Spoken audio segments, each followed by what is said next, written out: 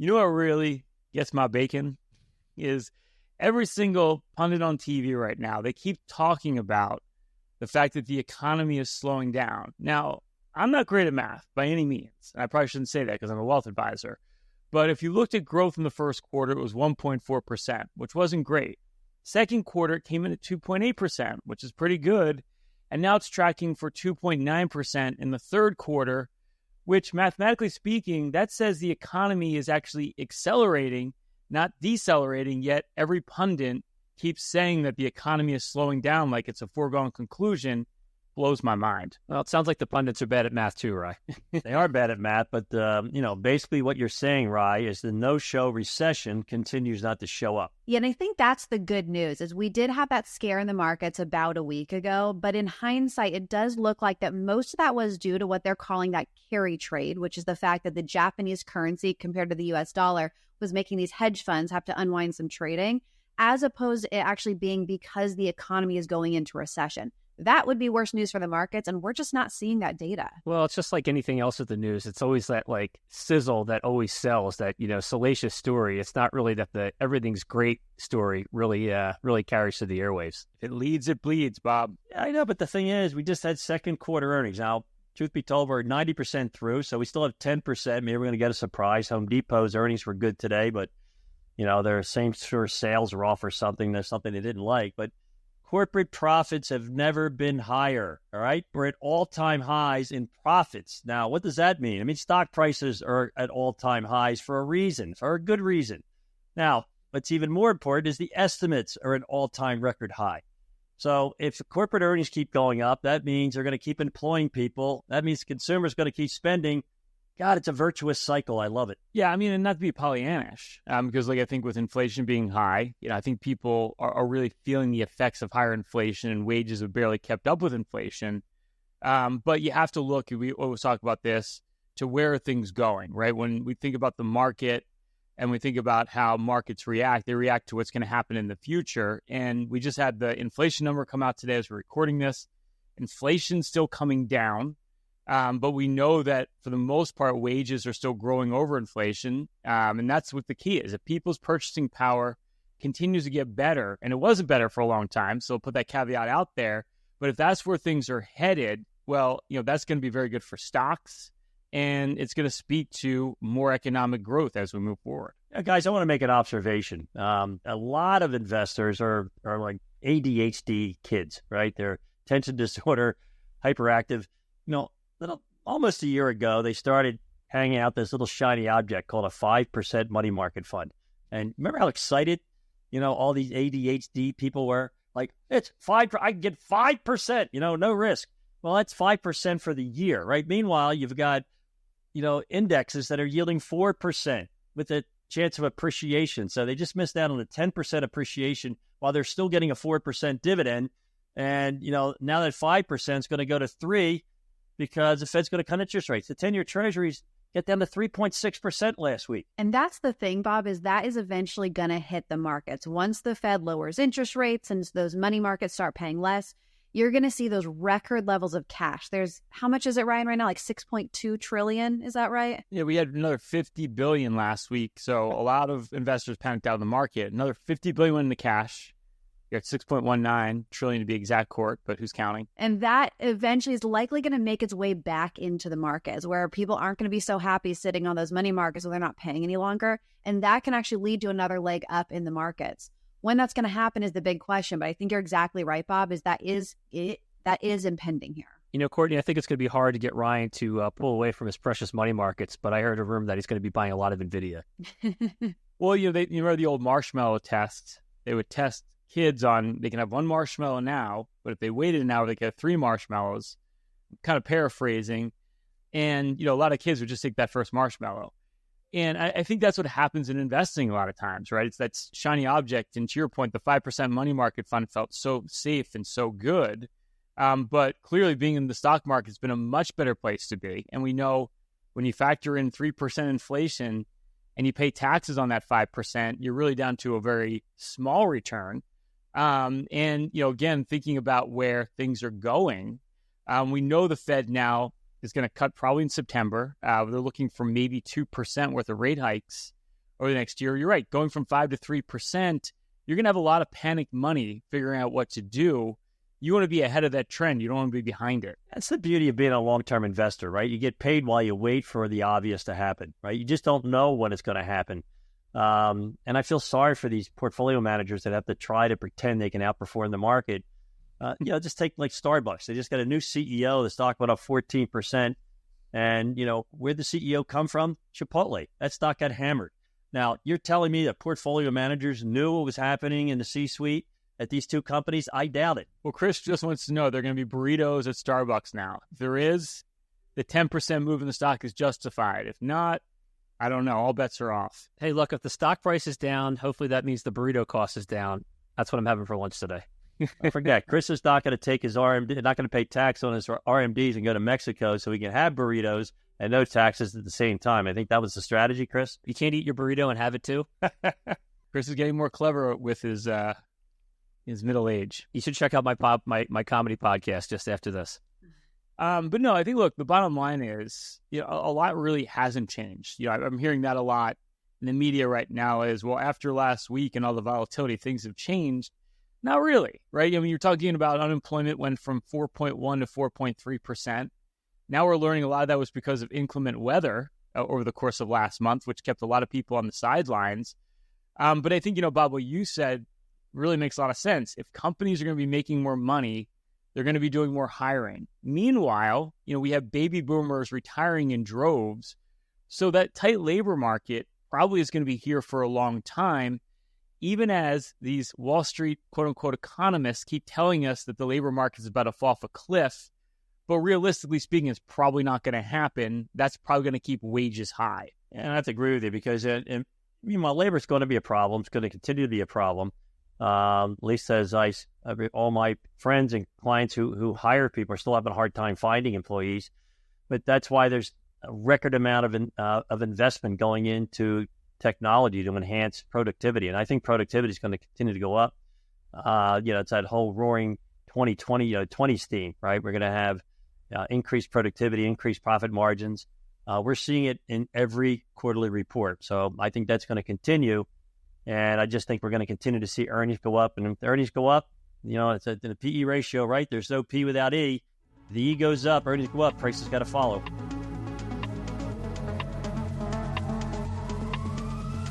Hey, hope you're enjoying the most recent episode of Pain Points of Wealth. Everything you hear on this podcast, along with some due diligence of your own, can help you get ahead financially, literally at any stage of your journey. But if you want a more hands-on approach and you saved over $1 million, Bob, Chris, and I will put together for you our total financial master plan, and we'll do that with no obligation or cost. It's a full holistic review. We literally look at everything. We go as far as building you your own personalized financial portal. We'll give you a bird's eye view of your entire financial life, and we'll hone in on every financial issue you need to address today. Whether it's an income plan for retirement, how do you take Social Security? How do you draw from your portfolio? How do you factor in inflation? We'll build a dynamic income plan for you. We'll look at diversification. Has your portfolio been up and down with the markets, extremely volatile, or have you been sitting in cash? Paralysis by analysis. You can't figure out what to do. We'll put together a full investment game plan tied to your goals, show you how to grow your wealth, but most importantly, protect it over the rest of your life.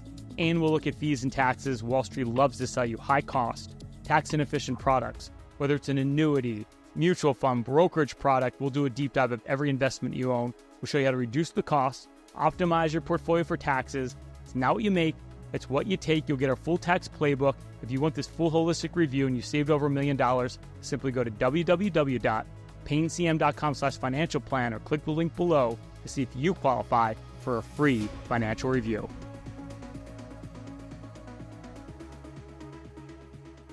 All right, it's the tipping point. This is where we pinpoint the pain points having the biggest impact on your wealth right now. Of course, that's PAYNE. And, guys, I'm getting a lot of questions right now about, I've got all this money in retirement accounts, and I know when the money comes out, I have to pay ordinary income on it. And the IRS is going to force me to take it out in my 70s. And we call that the proverbial ticking tax time bomb. And the IRS is always scheming on ways that they can get to that money earlier. So I thought it was worth talking about, being strategic in what you do with your retirement accounts so you can take them out with the most tax efficiency. give the least amount to the government, is what I'm trying to say. Well, first of all, right, hold on. Now we're in political season. I really don't like politicians. You got to listen to them and say, well, we've got to stop these wealthy people from shielding all their income. And I want everybody to listen to me right now. The government thinks anyone who gets a paycheck and puts money into a retirement account is wealthy. So you got to pay attention to this segment because they're coming for you, not just what you think you perceive the wealthy. You're wealthy and they're coming for you because you put money in a retirement account. They want that money. Well, you know what, Dad? A client of mine about 10 years ago had a great solution for this. He said, hey, Chris, why don't we just take money out of the IRA and not tell the government? And I said, well, that's a great idea. I said, I won't say anything. I know you won't say anything. Unfortunately, your custodian Fidelity is going to send them a note that says you took something out. So I think you're a little bit SOL on that. I don't know, Chris. That sounds like pretty compelling content for a Netflix special. I think you just recommend, look, go to Mexico, hide out.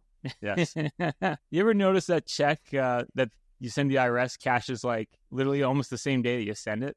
But when it sends you money back, it usually takes months. But so the point is they're coming for you. They're going to get that money. But I think, there's a lot of things you can look at strategically to take that money out in a way that's more tax efficient, and you're not left with this huge tax bill later in retirement. And, I think that's the biggest mistake that most people make when they're planning. Yeah, I agree with you, Ryan. I think, a lot of people will cringe at this, but, sometimes it makes sense to start drawing those accounts down now, when you're earlier on in retirement, so you don't have such a big withdrawal amount that you have to take once you hit that ripe age of 73, and in some cases for you, those of you out there, 75. Corey, you telling me that your conspiracy theory the other day is the reason they keep changing the rules is so that not only do they get you when you withdraw, but they penalize you because you didn't follow their convoluted rules? Wasn't that your theory the other day? That wasn't my theory, but I'll go along with it, Bob. Okay. That's what's kind of interesting about this. But a regular RMD, you need to take, to Chris's point, at 73, maybe age 75, and you take out a little bit of your IRA throughout your lifetime. And that's what you want to do is look at your tax bracket and say, okay, my taxes actually might be higher. We see this with a lot of clients in retirement because if you've done a really good job of saving, you have this good nest egg in an IRA, suddenly you have to take out money every year and your tax bracket's going to go up. So you want to say, okay, am I in maybe a lower tax bracket now than I'm going to be in the future? Maybe I start taking some of that money out now or convert it to a Roth so I can build up some of that tax-free growth. It's a math that you have to run at the end of the day. Yeah, and that's the pro play, right? You can actually convert money before you have to take the money out into tax-free for life. And if you're in a low tax bracket, doing what you call Roth conversion could be a huge, powerful strategy. Chris always told me he prefers money that's tax-free versus money that's taxable. I get it. Makes sense to me. But there are a lot of ways to do that, right? And I think that's probably one of the better strategies that most people don't recognize or don't look at. Or maybe, you aren't making as much money this year. You're getting close to retirement. You're making money. You're putting money into your 401k plan. Maybe do some of that as a Roth contribution. So it is a completely tax-free later. But, you really want to start looking at that now as opposed to later, because if you do it strategically, and we've done this for clients, in some cases, you're saving like hundreds of thousands of dollars over your lifetime in taxes just by being a little more proactive with how you take those distributions. It's actually kind of crazy. This is also interesting to think about when you're planning for your kids, because I have a lot of clients who they say, okay, I'm going to have enough money that I'm really not going to outlive my money at some point, and I'm planning on leaving some money to my kids. The rules have actually changed. You might have noticed this if you have inherited IRAs, but it used to be that if you inherited IRA, you took out that money throughout your entire life. Now you take it on a 10-year period. So you could end up leaving IRA money to your kids. They might be in their high income earning years. They have to take it out in a 10-year period. They may pay more tax than you are. And that's also, again, why getting some money out could make sense from an estate planning standpoint. So it's also another thing to consider. Courtney, I love that idea of getting money out of those pre-tax accounts into a Roth, so it makes the tax burden a lot better for your heirs. Hint, hint, Dad. Chris, I'm a big fan of Thomas Jefferson, and he had an awesome wine collection, and he had no assets when he died. Well, Bob told me he had the perfect estate plan. That last check he's going to write to the IRS is going to bounce. Yes, absolutely. It's a perfect way to go. But that's a good point. Look at all the different jobs people have today. They switch companies. There's 401ks. I mean, how much time do we spend just trying to do an analysis for a client today because they have money spread out all over the place? Think about the nightmare they're going to have when they have different inherited IRAs with different rules, depending on whether the person started taking RMDs before they distributed that IRA to you and you inherited that IRA. So you really need to get everything in one place because if you save on taxes and fees, we found most of you can exceed your retirement goals tenfold. Yeah, no, it's a great point. And my head's already spinning, Bob. You're saying RMDs, you're saying beneficiary controlled IRAs. Like, what does it all mean?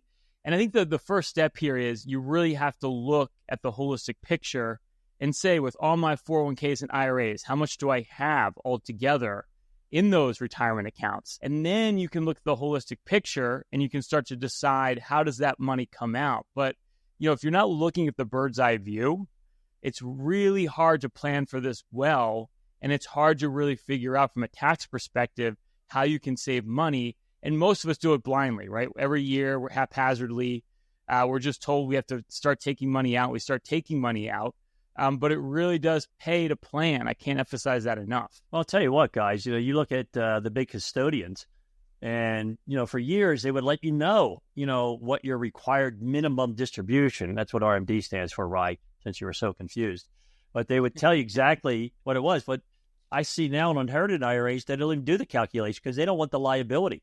The government it's so convoluted that they're worried about the implications of if they give bad advice. So you need someone you trust to do these calculations for you because, as I said, not only will you have to pay the tax, eventually they're going to hit you with penalties. Now, all fairness, they did cut the penalty from 50% to 25%. They were feeling very generous that day, I guess. Yeah, but you know what? I wouldn't want to be the one to tell a client that we have to pay 25% of their money that they could have used to give to their grandchildren or their kids to the IRS. Prefer grandchildren. That's a shame, Bob. It's really a shame. Well, Courtney, I know you and I worked on a case recently, and right now, if you have an inherited IRA, the rules have changed, and this year you actually don't have to take money out, is my understanding. Technically speaking, I think you're supposed to take the money out, but because the IRS has not gotten their rules together, they basically waived the penalties. There's no penalty for not taking anything, and this has been the case for the last couple of years. So, big caveat that could change between now and the end of the year. But there's a lot of clients who do have some opportunities for tax planning where they say, okay, maybe I don't want that big tax hit this year of taking money out of the inherited IRA. There's no penalty to do so. And so it actually leaves more room for some more creative tax planning they can do this year while they're in a lower tax bracket. What it is doing, just keep in mind, is you still have to take out that money in 10 years. So if you don't take it this year, it's now a 9-year period if you just inherit it that you have to take that money. So it does kind of shorten your time frame, but for the right person, we have a lot of clients, this is the case, it actually could be beneficial to push that down the line. And this might be the last year you have that opportunity to do so. So what you're saying is if you inherit an IRA, the IRS wants their money quicker than ever. So you need a plan quicker than ever. That's what I read. That is true. And if you call the IRS, they're going to put you on hold and tell you to read the code.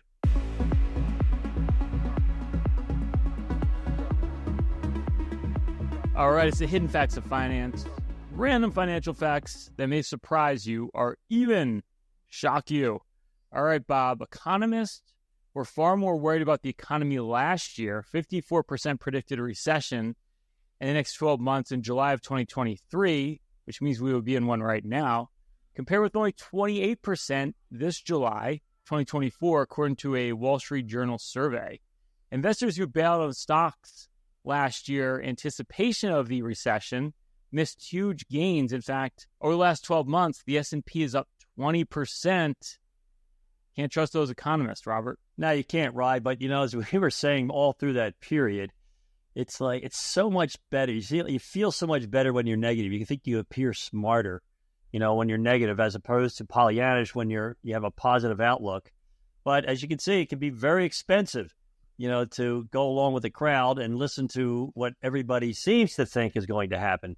The only thing that matters are the things that you don't know, like last week, having a 1,000-point down day because a trade that worked for years suddenly didn't. The economist didn't predict that one. So, Dad, were you saying the yen is my friend for the longest time? The yen is not your friend, Chris. Good old US of A dollar. That's what we should have called it last week. The yen is not your friend. That's perfect. Not your friend, yeah. I like that. Stay zen with the yen. That resonated with a lot of people. All right, Chris. Second quarter revenue for Trump Media and Technology was $837,000, which might sound not terrible, but their market cap is $5.1 billion. That's about 833 times their sales. Based on those metrics, Payne Capital is probably worth at least 10, 15 billion. Guys, I'm cashing out. I would say get those Trump sneakers while you can, while supplies last. All right, Courtney, from March 2000 to March 2010, people don't realize this, but the S&P 500 had an annualized return of negative 0.7% a year, and the technology sector was down 8% a year over a 10-year period. Meanwhile, the S&P 500 energy sector averaged 9% a year, small caps averaged 6.6% a year, and the emerging markets averaged 10% a year. Man, oh man, things can change.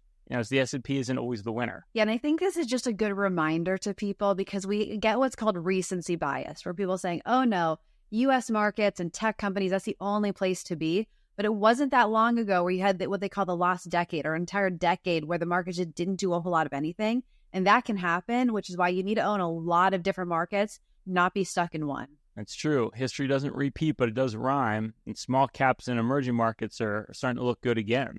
And energy.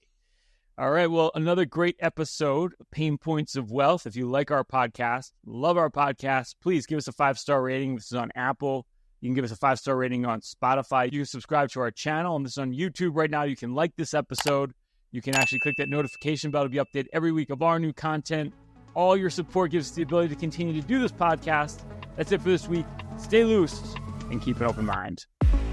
Thanks for listening to the Pain Points of Wealth. Hopefully, you found the ideas discussed in this episode valuable and useful for your own financial journey. You can find out more about Bob, Ryan, and Chris's firm, Payne Capital Management, at BeBullish.com or through the contact information found in the description of this episode in your podcast player or app. Join us next week for another episode of The Pain Points of Wealth, brought to you by Payne Capital Management. Information provided on today's show is provided for informational purposes only and does not constitute investment, tax, or legal advice. Investment is obtained from sources that are deemed to be reliable, but their accuracy and completeness cannot be guaranteed.